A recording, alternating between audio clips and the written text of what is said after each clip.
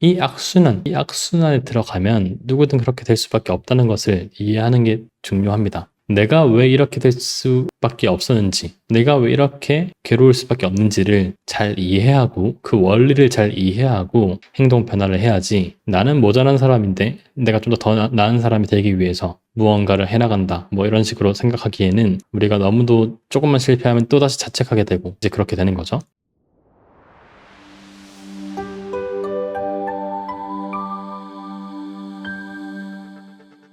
오늘은 회피에 대한 얘기를 해보려고 합니다. 제가 제목을 나는 왜 회피하는가 라고 지었습니다. 나는 왜 회피하는가. 그리고 부제목으로 내 잘못이 아니다, 어쩌다가 함정에 빠졌을 뿐이라고 적어놨습니다. 이게 무슨 얘기인지 하나씩 얘기를 해보죠. 여러분, 그 회피 많이 하시나요? 회피.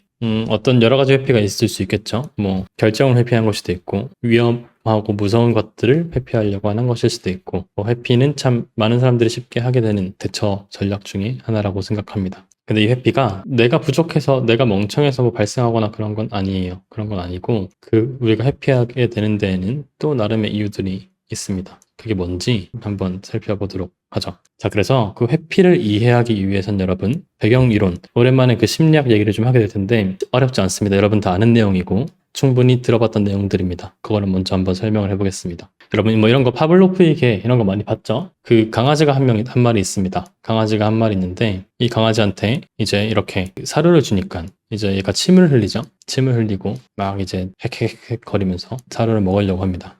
근데 침을 흘릴 때, 사료를 보여줄 때 강아지한테 종소리를 같이 보여줬어요. 사료를 보여줄 때 그 강아지한테 종소리를 같이 들려줬습니다. 그 과정을 몇 번 하다 보니까 종소리만 들려줘도 얘가 침을 흘리는 거죠. 그래서 이걸 발견한 파블로프가 뭐라고 했냐면, 자극 간의 연합이 중요하다. 어떤 자극과 어떤 자극을 함께 주면 다른 자극이 없더라도 반응이 나타날 수 있다 라고 얘기를 했습니다. 이거를 파블로프가 고전적 조건화라고 했어요. 이거를 우리 일상에 그대로 대입시켜보면 뭐 이런 거죠. 설거지하기 싫은데 또 하기 싫고 잘 안 하게 되는 행위니까 딱 설거지를 볼 때만 유튜브를 볼 수 있기로 하는 거야. 그래서 그런 마음들이 이제 들 수 있도록 하는 거죠. 적절한 예시가 아닌 것 같긴 한데 어찌됐든 그런 식으로 자극 간의 연합이 중요하다라는 얘기를 했었습니다. 그 이후에 이제 얘기들이 중요한데, 그 이후에 또 어떤 얘기들이 생겼냐면, 스키너라고 하는 사람이 이런 실험을 하나 합니다. 이것도 여러분이 많이 들어봤을 실험인데, 여기 쥐가 있죠, 쥐가 있습니다. 마우스 쥐가 있는데 여기 쥐한테 빨간 버튼을 줬어요. 처음에는 쥐가 막 지 혼자 돌아다닙니다. 이게 뭐지? 막 이렇게 돌아다니다가 우연히 이 버튼을 누릅니다. 이 버튼을 누르니까 사료가 쑥 떨어지는 거예요. 그래서 얘가 이 과정을 경험하고 나서 보니까 이제 이 과정을 학습해서 계속 버튼을 누르게 되는 거죠. 계속 버튼을 누르게 되는 겁니다. 그래서 이거를 관찰한 사람이 이렇게 해석을 했어요.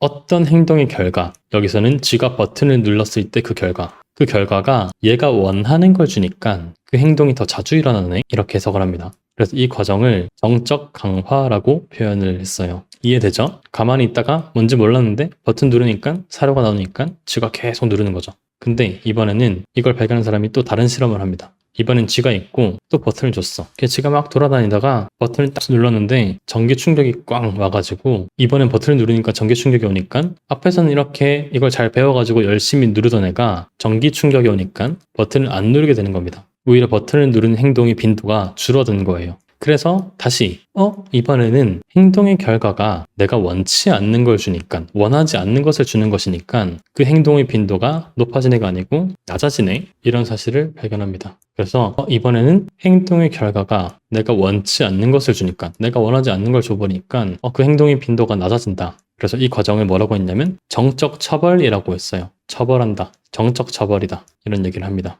근데 여기서 이제 재밌는 것들이 하나가 나오는데, 이번에는 실험들을 좀 트위스트한 겁니다. 좀 잔인한데 어떻게 했냐면, 바닥에 전기 충격이 계속 오는 거예요. 너무 힘들겠죠? 잔인한 인간들이 이런 실험을 했습니다. 근데 이 빨간색 버튼을 누르니까 전기 자극이 없어지는 겁니다. 없어지니까 이 쥐가 이 전기 자극이 없어지는 것을 알고 버튼을 막 더 열심히 누르기 시작해요. 그래서 이게 되게 중요한 얘기인데, 행동의 결과가 내가 원치 않는 것을 제거해 주니까, 전기 자극이라고 하는 것들을 없애주니까 내가 원하는 걸 없애주니까 행동의 빈도가 높아지네 라고 얘기를 합니다. 그래서 이 과정을 부적 강화라고 해요. 여기서 네거티브, 부적이란 말은 빼준다, 없앤다는 거고, 없애준다는 거고, 강화는 그 행동의 빈도를 높인다는 겁니다. 그래서 무언가를 빼줘서 행동의 강도가 높아지는 과정을 뜻합니다. 마지막으로 이번에는 얘가 사료를 먹고 있었어. 사료를 먹고 있었는데 버튼을 누르니까 사료가 없어지는 겁니다. 사료를 뺏어가니까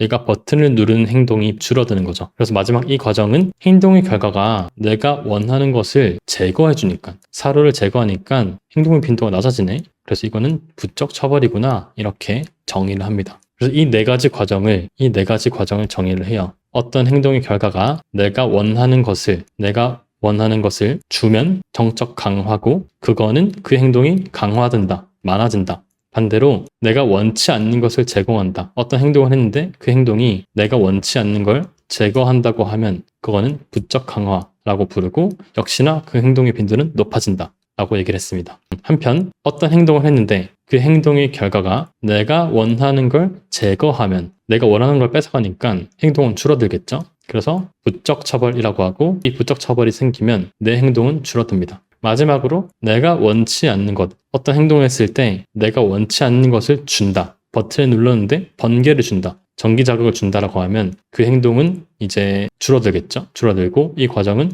뭔가를 주니까 정적, 포지티브, 줄어든다, 처벌, 이렇게 정의를 했었습니다. 자, 그래서 이 과정이 되게 재밌는 과정들이죠. 사람을 포함해서 포유류까지 이 과정으로 학습을 하고 이 과정으로 행동들이 학습된다는 얘기를 하게 됩니다. 그래서 이 과정을 행동의 결과를 어떻게 조작하느냐에 따라서 조건화가 된다라고 해서 조작적 조건화라고 하고, 행동과 결과가 되게 긴밀한 연관이 있다라는 설명을 하게 됩니다. 자, 근데 여기서 더 나아간 연구가 있었는데, 이제 다른 사람이 그러면 그 강화라고 하는 게 언제 더 자주 일어날까? 이런 생각을 한 거예요. 그래서 세 가지를 발견합니다. 세 가지를 발견하는데, 일단은 첫 번째는 지우한테 버튼을 눌렀더니 즉각적으로 0.1초 만에 꽝 하고 사료를 준 거예요. 사료를 주니까, 그렇게 빨리 사료를 주니까 얘가 버튼을 더 많이 누릅니다. 근데 반면에 지가 버튼을 눌렀어. 근데 한번 5초 있다가 쿵 하고 5초 뒤에 주면 얘가 그 행동을 반복하는 빈도가 생각처럼 많이 늘진 않았던 거예요.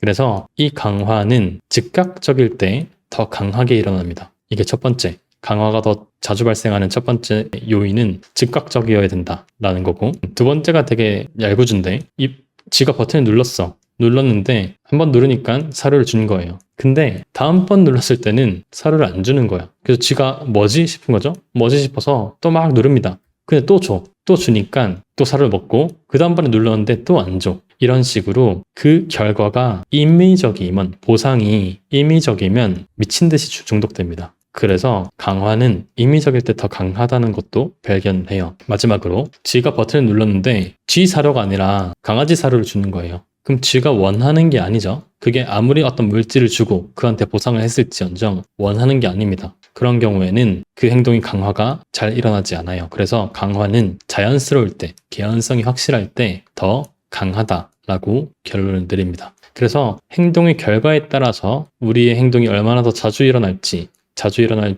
학습이 되는데, 그 학습은 특히 그 강화가 즉각적일 때, 강화가 임의적일 때, 강화가 자연스러울 때 더 자주 일어난다라는 거죠. 제가 이제 이걸 토대로 심리학에 대한 얘기를 할 텐데, 잠깐 제가 인생의 비밀 2가지를 알려드리겠습니다. 어떤 일이 일관되게 잘 안 풀리거나 일관되게 잘 풀리는 데에는 이유가 있습니다. 구조적인 이유가 있어요. 2가지 구조가 있는데, 첫 번째 뭐냐면 그 행동이 지수적이어야 됩니다. 지수적 함수, 우리가 일반 함수가 아니라 이렇게 직선으로 가는 선형 함수가 아니라 지수적인 효과가 있는 일일 때 효과는 시간이 지나면서 증폭되죠.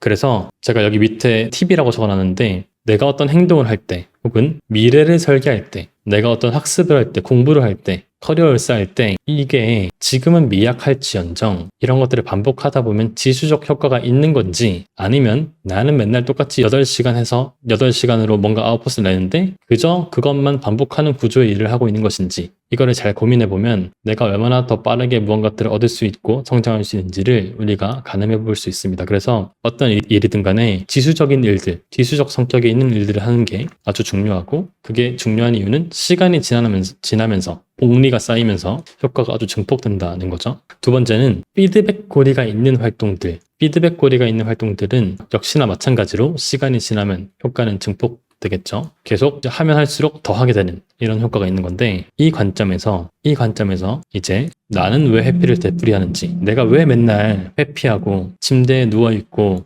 피하려고 하는지 이해를 할 수가 있습니다. 예를 들어볼게요. 여러분, 부정적 사건이 하나 생겼다고 해볼게요. 내가 좀 마음에 들지 않는 부정적 사건이야. 그걸 마주하니까 회피를 하게 되죠. 다르게 행동했을 수도 있을 텐데 회피를 하게 됩니다. 회피를 하게 되니까 어떻겠어요? 단기적으로 보면 제법 그래도 나의 불편한 감정들을 없애준단 말이죠. 피할 수 있게 해주고. 단기적으로 보면 앞에서 제가 썼던 표현으로는 즉각적인 효과는 완화입니다. 그죠? 부정적인 것들이 완화돼요. 그러면 이게 어떻게 된다고 했죠? 내가 싫어하는 것을 없애줘서 행동은 더 자주 일어나는 부적 강화가 생기죠. 그래서 이 회피 행동은 계속 반복해서 일어납니다. 강화되는 거죠, 이렇게. 부정적 사건이 발생했어. 내가 한번 회피를 했는데 조금 좋아. 조금 좋으니까 뭔가 완화된 면이 있으니까, 그리고 그게 되게 즉각적인 반응이잖아요. 그렇다 보니까 부적으로 강화돼서 회피 행동은 더 자주 일어나게 됩니다. 빈도가 더 높아지게 돼요. 근데 여기서 이제 치명적인 악순환을 두는 또 다른 요소가 하나 있는데, 장기적으로 봤을 때는 대부분 더 악화시킨다는 거예요. 우리가 어떤 일을 회피한다고 했을 때 그냥 한번 회피하고 끝인 것도 있지만, 장기적으로는 더 악화되는 것들도 많거든요. 내가 할 일을 미루고 앞으로 나아가지 않기로 한다. 내가 지금 부담스러워가지고 이걸 안 하기로 해. 더 미루면 시간은 더 줄어들고 더 부담스러워지고 더 회피하고 싶겠죠. 그래서 장기적으로는 악화가 되고, 악화가 되니까 어떻게 되겠어요? 부정적인 경험이 증폭되죠. 부정적 사건의 효과가 더 증폭됩니다. 그러면 이제 너무도 완벽한 악순환고리가 생기죠, 여러분. 부정적 사건이 발생했어. 나는 그걸 피하려고 했어. 즉각적으로는 좋으니까, 단기적으로는 내가 이게 효과가 좀 있으니까 즉각적인 반응으로 부쩍 강화가 돼. 그래서 회피를 해. 근데 시간이 지날수록 이거는 상황을 더 안 좋게 만들어. 상황을 더 안 좋게 만드니까 부정적 사건이 더 세져. 세지면 나 어떻게 해야겠어? 더 회피해야겠어. 이렇게 되는 거죠. 그래서 이런 식으로 되게 치명적인 악순환 고리를 돌게 됩니다. 이게 여러분이 회피가 왜 일어나고 왜 그렇게 빠져나오기 힘든지를 이해하는데 핵심적인 메커니즘이에요. 근데 여러분, 제가 이런 얘기를 하면 오케이, 홍승주 너가 무슨 이론을 얘기하는지 알겠고 스키너의 실험 다 알겠어. 근데 우린 쥐가 아니잖아. 인생이 그렇게 단순하게 흘러가진 않잖아. 여러 요소가 있는데, 이렇게 얘기하는데 맞는 말씀입니다. 맞는 말씀인데, 그럼에도 불구하고 이 행동주의는 우리 인간한테도 엄청 단순해 보이죠? 엄청 단순해 보이는데 우리 인간한테도 아주 잘 적용된다고 알려져 있습니다. 재밌는 예시 중에 하나가 이제 여러분 모두가 공감하는 저를 포함해서 모두가 공감할 법한 예시를 제가 하나 알려드리면, 자, 할 게 있죠? 부정적 사건이 발생했습니다. 할 게 있어요. 해야 될 일들이 막 쌓여 있습니다. 근데 이거 하고자 하면 내가 잘할지도 모르겠고, 실패할 것 같고, 제대로 못할 것 같고, 또 반응 없을 것 같고. 이게 참 저한테는 중요한 얘기입니다. 유튜브 이거 올려봤자 또 반응 없을 것 같고, 그러니까 하기 싫고, 내가 이렇게 한다고 되겠나 싶은 마음이 들죠? 그럼 가장 쉬운 방법은 회피하는 겁니다. 회피 중에 여러분, 이런 부정적인 감정들을 회피할 수 있는 가장 좋은 방법 중에 하나는, 요즘은 우리가 도구가 하나 생겼죠. 숏폼이라고 하는 기가 막힌 도구가 하나 생겼습니다. 이거를 보면 일단 단기적으로는 좀 완화가 되죠. 나의 어떤 부정적인 사건, 제가 뭐 할 일이 많이 쌓여 있다고 했는데 그런 거 아니어도 괜찮습니다.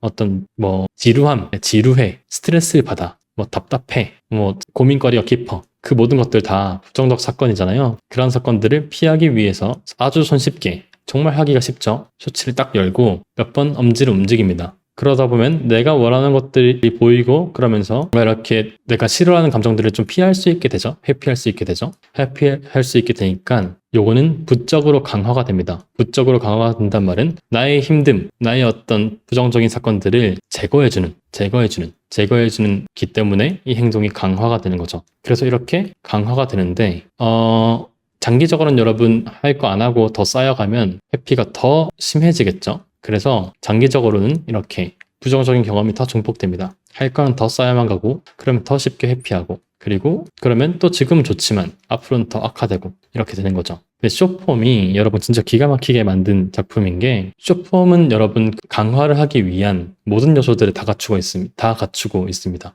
일단 즉각적이죠. 정말 즉각적입니다. 여러분이 해야 될 거는 휴대폰을 켜고 엄지를 2번 클릭하면 끝이에요. 우리가 해야 되는 행동의 문턱이 너무도 낮습니다. 그래서 엄지 2번만 클릭하면 열리는데 여기서 기가 막힌 포인트가 하나 있는데 마치 슬롯 머신 돌리듯이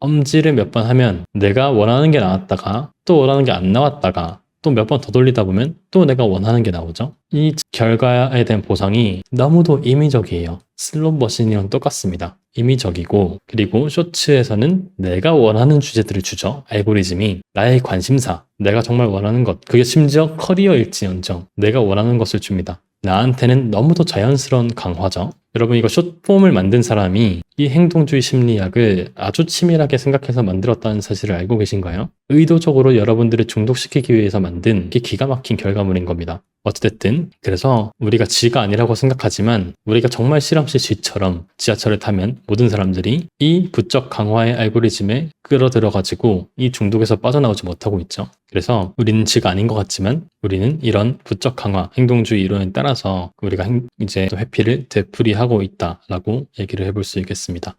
이제 조금 더 심리적인 얘기로 가면 이제 라이브를 하다가 제가 경험 회피에 대한 얘기를 많이 했잖아요, 여러분. 부정적인 경험을 회피하고 싶어. 그러니까 항상 내가 이렇게 안 느꼈으면 좋겠고 좋은 것만 느끼고 싶고 이런 것들을 하다가 더 나빠진다고 얘기를 했었는데 그게 왜 나빠지는지 얘기를 해보도록 하겠습니다. 여러분 회피 행동한다고 했을 때 그냥 피하고 뭐 이렇게 무기력하게 뭐 밀어두고 이런 것만 생각하는데 우리 행동주의에서 얘기하는 행동에는 내적인 행동도 행동이라고 얘기하거든요. 그러니까 생각, 반추 뭐 이런 것도 행동으로 정의합니다. 행동으로 정의하는데 그래서 우리가 어떤 부정적인 경험을 마주했을 때 그 경험을 회피하려고 하면 끊임없는 악순환을 돌 수밖에 없다는 거죠. 몇 가지 예시를 들어볼까요? 반추를 예시로 들어보겠습니다, 여러분. 반추.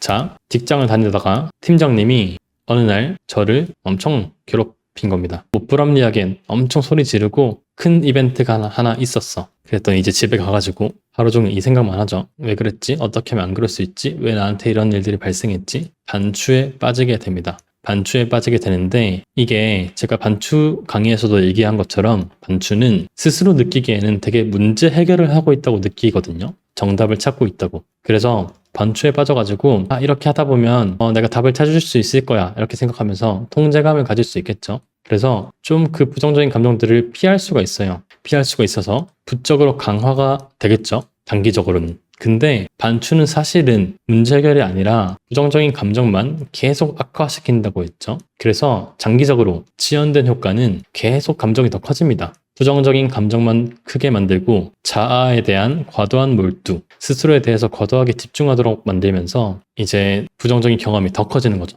부정적인 경험이 더 증폭되니까 어떻게 해야겠어요? 또 경험 회피해야겠죠. 그래서 반추가 그토록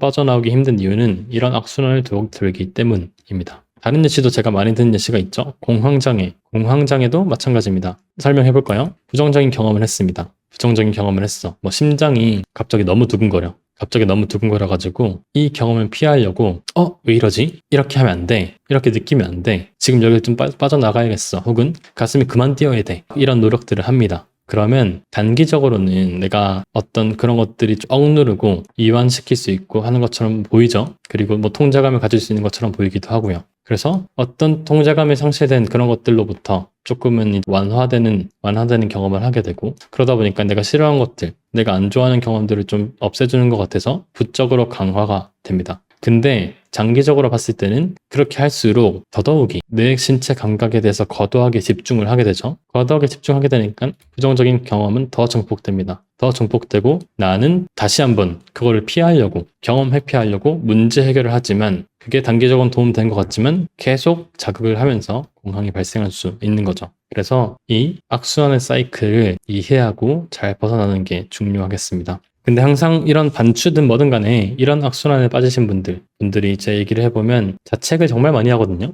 내가 모자라가지고 이러고 있다. 내가 부족해가지고 이러고 있다. 내가 선천적으로 나약해가지고 이러고 있다. 이런 얘기들을 많이 합니다. 근데 여러분 아까 얘기한 것처럼 제가 인생의 모든 비밀은 지수적이고 그리고 순환에 있다고 했죠. 보면 시작점이 어디여도 아무런 상관이 없습니다. 시작점이 여기여도 괜찮아요. 왜냐면 시간만 지나면 미친 듯이 커질 거기 때문이죠.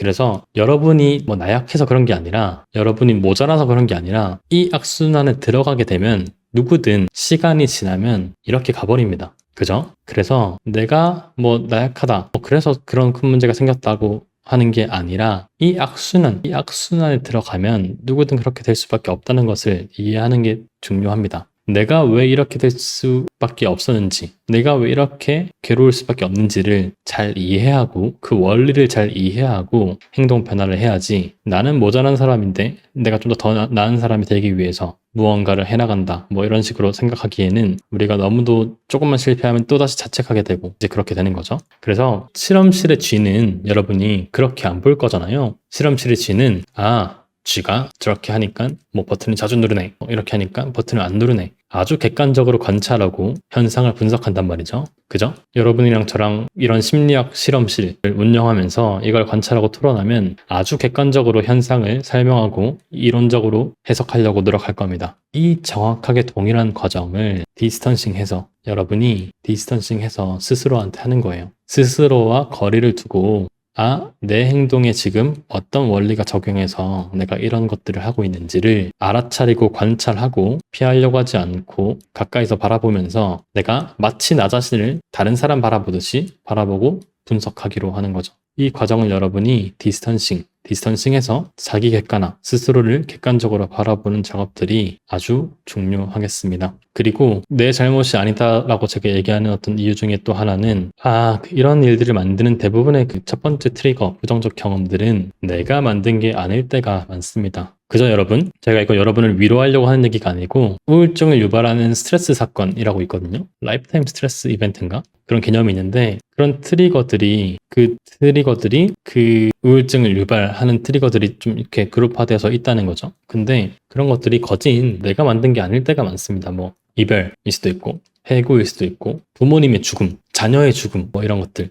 아니면 직장 상사가 뭐 이상한 사이코라서 나한테 소리 질렀을 수도 있고 친구들이 개판이라서 나를 왕따시켰을 수도 있고 온갖 경험들이 있겠죠. 여러분이 만든 잘못이 아닌데 어쩌다가 삶을 살아다 보니까 하필 내가 그 구덩이에 빠져서 이 악순환을 들고 있을 때가 많습니다. 근데 이런 순간에 여러분 나는 왜 이렇게 됐을까? 왜 나에게 이런 일이 하면서 반추하고 있는 것은 제가 도움이 안 된다고 얘기를 했었죠. 제가 뭐 그런 어려움들이 무의미하다라고 얘기하고 싶은 건 전혀 아닌데 우리는 또 삶을 앞으로 이끌어 나가야 되니까 그 관점에서는 제가 얘기했던 두 가지를 잘 마음에 담고 생산적인 일들을 하기로 하는 게 훨씬 더 좋습니다. 그 두 가지가 뭐냐면 첫 번째는 제가 고통은 보편적이라고 했죠. 여러분이 삶을 살아가다 보면 그런 고통들을 마주하는 것들은 피할 수가 없습니다. 그게 어떤 형태의 고통이든 간에 뭐 실현, 이별, 작별, 왕따, 뭐 실패, 반복되는 실패, 좌절, 온갖 치욕감, 온갖 것들이 있겠지만 인생을 산다는 게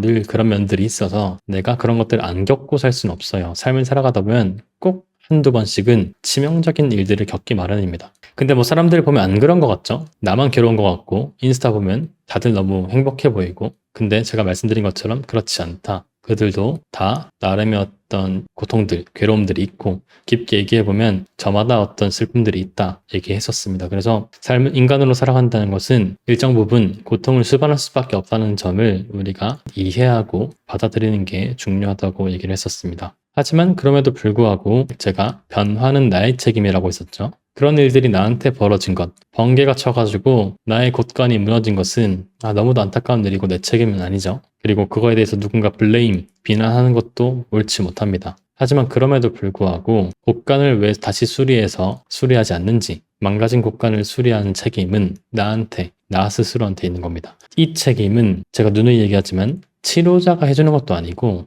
디스턴싱이 해주는 것도 아니고 부모님이 해주는 것도 아니고 그 삶을 바꿀 책임은 나한테 있는 거예요. 아무리 좋은 이론, 좋은 치료자가 있다라고 하더라도 결국 내 행동을 책임지고 무언가를 해야 되는 것은 나 자신이라는 겁니다. 그래서 비록 내가 만든 부정적 트리거가 아닐지언정 삶에는 응당 그런 일들이 있을 수 있다는 것들을 이해하고 보다 생산적으로 다른 대처를 해나가기로 하는 것이 성숙한 자세라고 제가 말씀을 드렸었죠.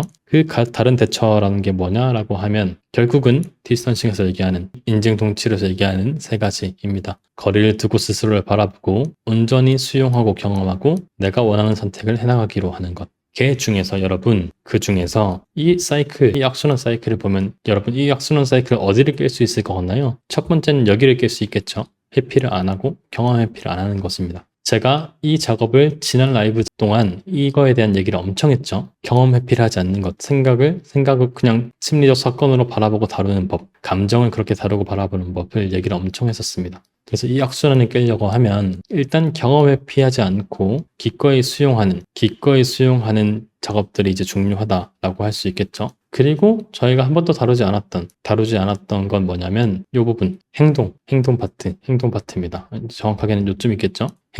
회피 행동하지 않고 제가 다르게 행동할 수 있는 다른 선택을 하는 경험을 회피하지 않고 기꺼이 수용하고 그리고 다른 행동을 해나가기로 하는 것, 이 두 가지밖에 없고 이 두 가지 중에서 이제 그 두 번째 파트, 행동에 대한 얘기를 앞으로 해보려고 합니다. 그래서 이렇게 악순환고리를 깰 수 있는 곳은 두 가지가 있는데 첫 번째는 경험 회피하는 곳, 두 번째는 행동을 바꿔가는 것을 할 수 있겠다라고 얘기를 해볼 수 있겠습니다. 그래서 그 행동은 또 제가 첫 번째 하기 전에 얘기한 것처럼 나의 가치를 향해서 내가 원하는 삶을 향해서 내가 진정으로 원하는 것을 향해서 하는 것이다 얘기를 하기 위해서 제가 가볍게 초반부에 가치 얘기도 한번 시작하고 나서 얘기를 해봤습니다. 네, 그래서 오늘 얘기는 여기까지고요. 조금 이론적인 내용들이 많았죠. 근데 여러분이 이 부적 강화의 악순환을 개념적으로 잘 이해해야지 스스로를 실험실에 쥐듯이 보듯이 바라보면서 내가 지금 그래서 그렇구나 하고 분석하고 다른 행동을 해나갈 수 있겠습니다.